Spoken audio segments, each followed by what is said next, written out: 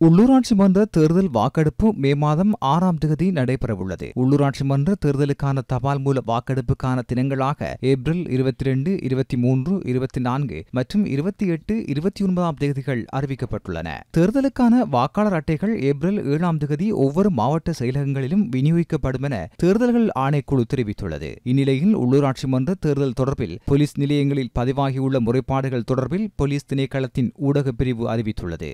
Nikaweratiya மீகலேவ police பிரிவுக்குட்பட்ட பகுதியில் தாக்குதல் சம்பவம் தொடர்பில் கிடைக்கப்பெற்ற முறைப்பாட்டுக்கமைய விசாரணைகள் முன்னெடுக்கப்பட்டுள்ளன. குறித்த முறைப்பாட்டுக்கு மேலதிகமாக தேர்தல் சட்டங்களை மீறிய சம்பவங்கள் தொடர்பில் 6 முறைப்பாடுகள் பதிவாகியுள்ளன. கலேவல்ல, மிகாதென்ன, மொரட்டுவ, மகுலுகஸ்வெவ, மெவத்த மற்றும் அகலவத்தை ஆகிய போலீஸ் நிலையங்களிலேயே குறித்த முறைப்பாடுகள் பதிவாகியுள்ளன. இந்நிலையில் வேட்பு மனுக்கள் நிராகரிக்கப்பட்டமை தொடர்பில் கூடுதல் முறைப்பாடுகள் கிடைக்கப்பெற்றுள்ளமை தொடர்பில் பெஃப்ரல் அமைப்பு தெரிவித்துள்ளது. தேர்தல்கள் ஆணைக்குழு தேர்தல் தொடர்பில் 4 சுற்று நிருபங்களை வெளியிட்டுள்ளது.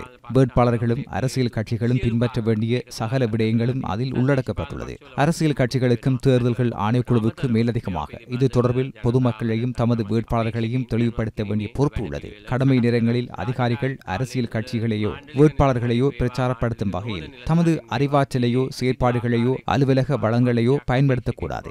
கடந்த கால தேர்தல்களில் அரசு அதிகாரிகள் தமது சமூக ஊடக பரப்பில் தமது அரசியல் நிலைப்பாட்டை வெளிப்படுத்தினார்கள்.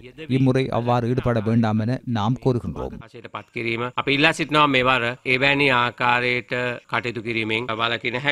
உள்ளூராட்சி மன்ற தேர்தல் வேட்பாளர்களுக்கு ஒரு வாக்காளருக்காக செலவிடக்கூடிய தொகை தொடர்பில் அண்மையில் வர்த்தமானி அறிவித்தல் வெளியிடப்பட்டது.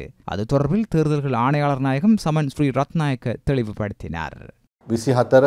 24 கீழ் 72ஆம் இலக்க 2025ஆம் ஆண்டு 3ஆம் மாதம் 23ஆம் தேதி வெளியிடப்பட்ட வர்த்தமானி அறிவித்தலுக்கு அமைய உள்ளூராட்சி மன்றங்களுக்காக போட்டியிடும் வேட்பாளர்கள் ஒரு வாக்காளருக்காக செலவிடக்கூடிய தொகை எவ்வளவு என்பது தொடர்பில் ஒவ்வொரு உள்ளூராட்சி மன்றங்களுக்கும் வெவ்வேறாக அறிவிக்கப்பட்டுள்ளது.